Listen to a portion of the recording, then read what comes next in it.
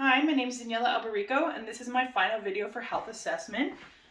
Here is my student ID. Okay, and now we're going to do the 360 of the room.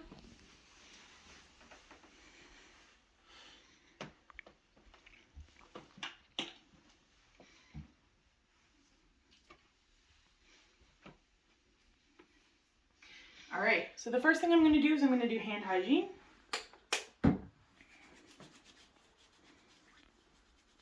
And then I'm going to put my gloves on.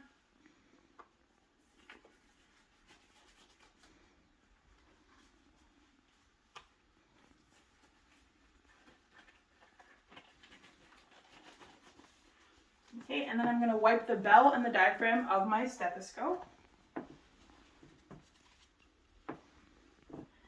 Okay, so hi, my name is Daniella. I'm a student practical nurse. I'm going to be doing a head-to-toe assessment on you. Is that okay? Sure. Okay, I'm just going to check your ID badge. And what year were you born? September 19th, 1931. Okay, perfect. Thank you, Mr. Overton. So I'm just going to provide privacy for my patient. And do you have any pain or do you need to go to the bathroom before we start? No. Okay, perfect. So we're going to start with general survey. So physical appearance. So patient's physical appearance matches their age. There's no odor. Their skin coloration is even and matches their genetic background. Next, we're going to go to body structure. So the patient is sitting in an erect position. There's no signs of malnutrition. Their posture is erect.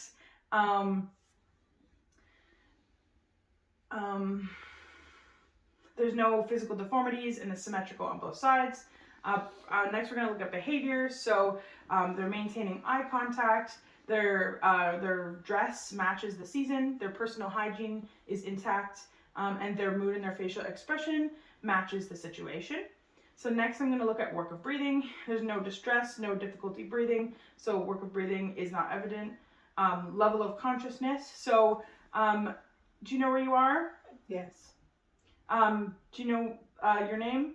William Overton. Okay, do you know what time and do you know what month it is in the year? It's April 2nd, 2023.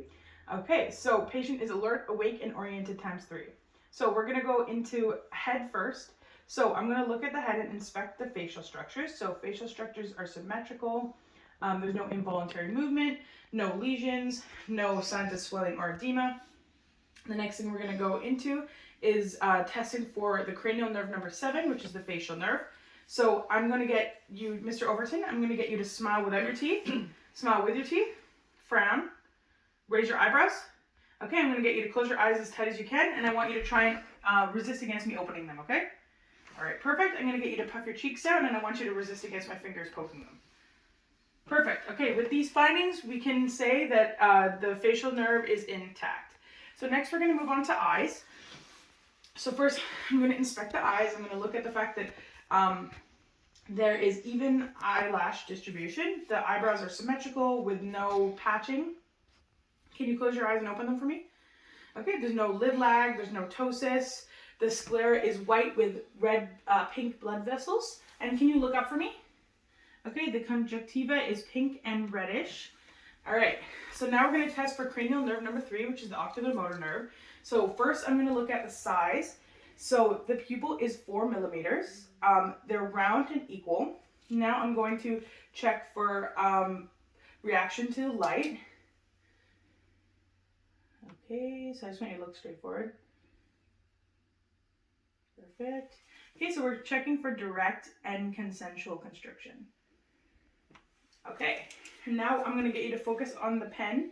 Okay, and I want you to keep your eyes trained on it as I bring it closer to your nose. Okay, so patients' pupils constrict and converge with accommodation. So pupils are equal, round, reactive to light, and accommodation, indicating that cranial nerve number 3, oculomotor, is intact. So next, I'm going to look at the ears. So the ears are equal in size. Their shape is within normal limits. There's no discharge or cerumen in either ear. Next, we'll look at nose. The nose is midline. There's no discharge or crusting or any obstructions that could affect the patency of the nasal passageway. Next, I'm going to look at the mouth. So lips are symmetrical. There's no lesions. There's good hydration. Next, I'm going to test for cranial nerve number 9, the glossopharyngeal nerve, and cranial nerve number 10, the vagus nerve. So I want, Mr. Overton, could you stick your tongue out for me and say ah? Ah. Okay, so when I look inside the patient's mouth and when he's saying ah, the uvula and the soft palate rise, indicating that the glossopharyngeal nerve and the vagus nerve are intact. Next, I'm going to get you to stick your tongue out again. Sorry. Okay, the tongue is midline. Can you move your tongue from side to side? Okay, and can you say light, tight, and dynamite? Light, tight, dynamite. Okay, so this was the test for cranial nerve number 12, the hypoglossal nerve. So the tongue was midline, it can move left to right. The patient is able to say light, tight, and dynamite with no tremors, indicating that the cranial nerve number 12 is intact. So going from the mouth, we're going to go to the neck. So we're going to inspect and palpate the neck. Upon inspection, I can see that it's symmetrical, that there's no obvious masses, no lesions. When I palpate, I can see that the tracheal is midline with no tracheal shift, that the temperature is within normal limits, and that there's, do you have any pain and tenderness, and that there's no pain or tenderness. Okay, so next I'm going to palpate the carotid artery. So I'm going to do it on both sides, but at different times. So first we'll do this side, and then we'll do this side. Okay, and the rhythm is regular. The quality or strength gradient is 2+, and it's equal on both sides. Finally, we're going to test for the spinal accessory nerve, which is cranial nerve number 11. So I'm going to get you to turn your head to the left, turn your head to the right. Okay, and I want you to do the same thing, but with resistance against my hand. So turn your head to the left. Okay, and now turn your head to the right. Okay, can you raise your shoulders to me? Okay, and now I want you to do the same thing against my hand's resistance. Okay, perfect. So with these findings, the spinal accessory nerve is intact. Okay, moving on from the neck, we're going to go on to the musculoskeletal or integumentary system. So we're going to be looking at the upper and the lower extremities. So first with the upper extremities, I'm going to inspect them. I'm going to see that they're symmetrical, that there's no lesions, that there's no discoloration of skin, that there's no involuntary movements. Now I'm going to palpate. So if you feel any pain or tenderness, just let me know, okay? Mm-hmm. None? Okay, so there's no pain and tenderness, there's no masses, the temperature is within normal limits, and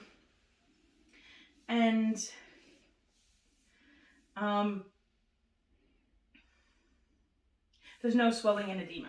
Okay, so now we're going to palpate the radial pulses. So I'm going to just put your hands out like this, and I'm going to do them bilaterally with end symmetry. So I'm going to listen, feel for the radial pulse. I'm going to count for 30 seconds.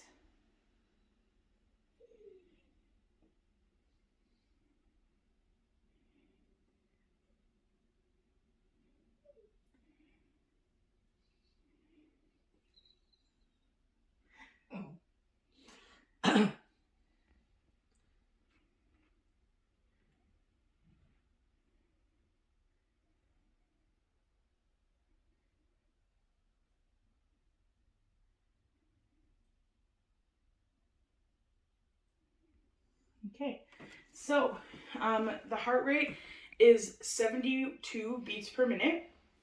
It's a regular rhythm with a strength gradient of 2+, and it's equal on both sides. So next I'm going to test for grip strength. So I want you to grip my fingers as hard as you can. Okay, perfect. So Mr. Overton has good grip strength. He's able to hold onto my fingers and not let go. Okay, so we're going to move on to the lower extremities. So for the lower extremities, I'm going to again inspect. I'm going to see that they're symmetrical, that there's no lesions, there's no involuntary movements, the skin coloration is even and appropriate to the genetic background of the patient. Next, I'm going to palpate, and again, I'm going to let me know if you feel any pain or tenderness, okay? None? Nope. Okay, so there's no pain or tenderness. The joint temperature is within normal limits, and it matches the rest of the body. There's no swelling or edema. And when I test the turgor of the skin, it goes back to its original state in less than 2 seconds. Okay? All right. So next we're going to move on to the lungs and the thoracic and the thorax. I'm going to get you to sit in this chair for me, okay? Put it here, just so I have better access to the posterior thorax.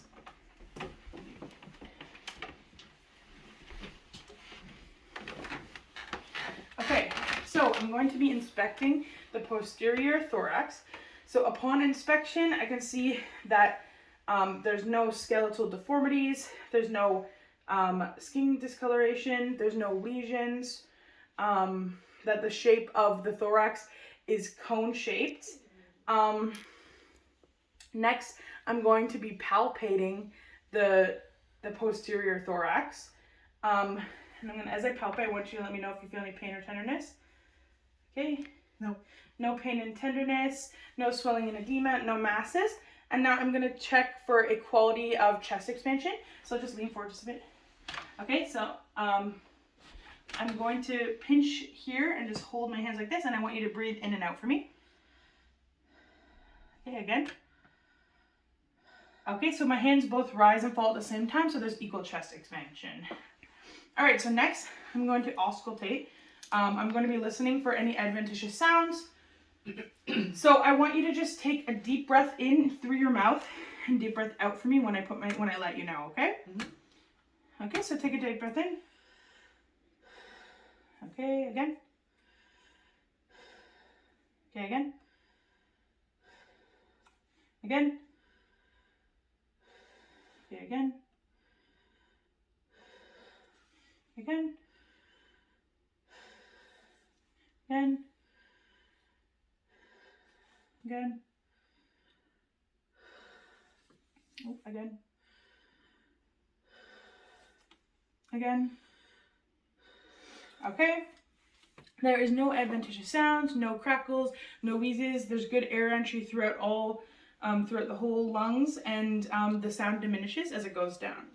Okay, so now we're going to be looking at inspecting the anterior thorax. So if you want, you can go sit on the bed again. So with the anterior thorax, I'm going to be looking at the respiratory rate. And normally in a hospital setting, we wouldn't let our patient know that that's what we're doing. But because we can't do that today, we're going to be taking the respiration rate while the patient knows. So I'm going to count for 30 seconds while watching the respirations.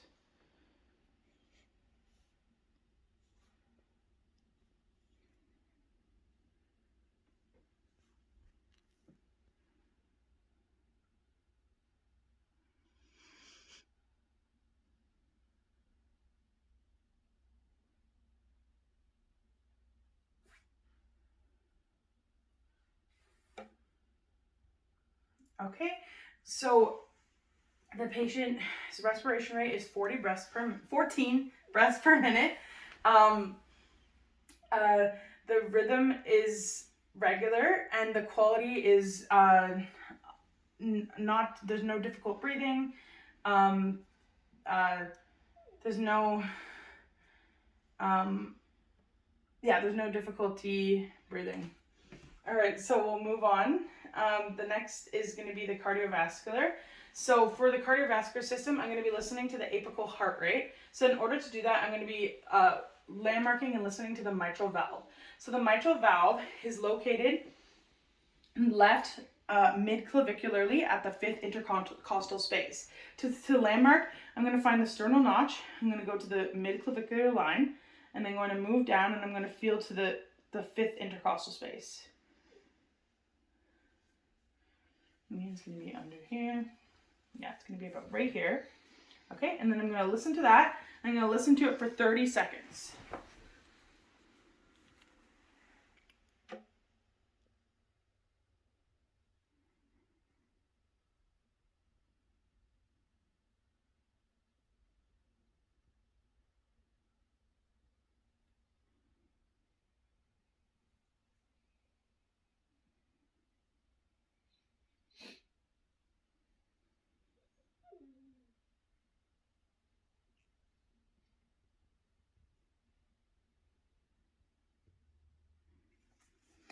Okay, and so the beats per minute is 74 beats per minute. The rhythm is regular, and I was only able to hear the S1 and S2 sounds. I was not able to hear the extra sounds of S3 and S4, which is good. All right, so finally, I'm going to be doing the abdomen. For the abdomen, I'm just going to get you to lay down. So I'm going to get my patient to lay down, and I'm going to drape them properly.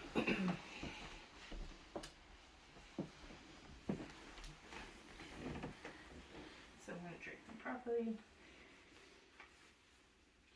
Okay. Okay, so I'm going to assess the abdomen. I'm going to inspect the abdomen.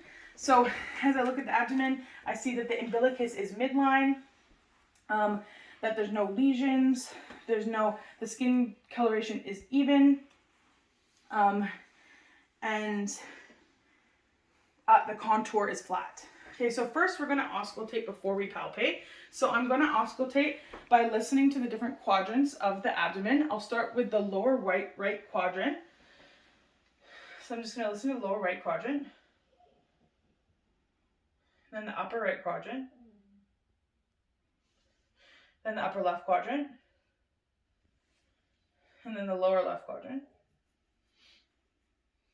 Okay, and bowel sounds are high-pitched, gurgling, irregular, and cascading, and present in all 4 quadrants of the abdomen. So next, I'm going to palpate the abdomen. So I'm going to palpate by doing a clockwise motion around the umbilicus. Okay, so just let me know if you have any pain or tenderness, okay? Okay. Okay, so there's no pain and tenderness, no superficial masses, and no rigidity. All right, so that's the end of our head to toe assessment. Your doctor will come to see you soon. Thank you. Thank you.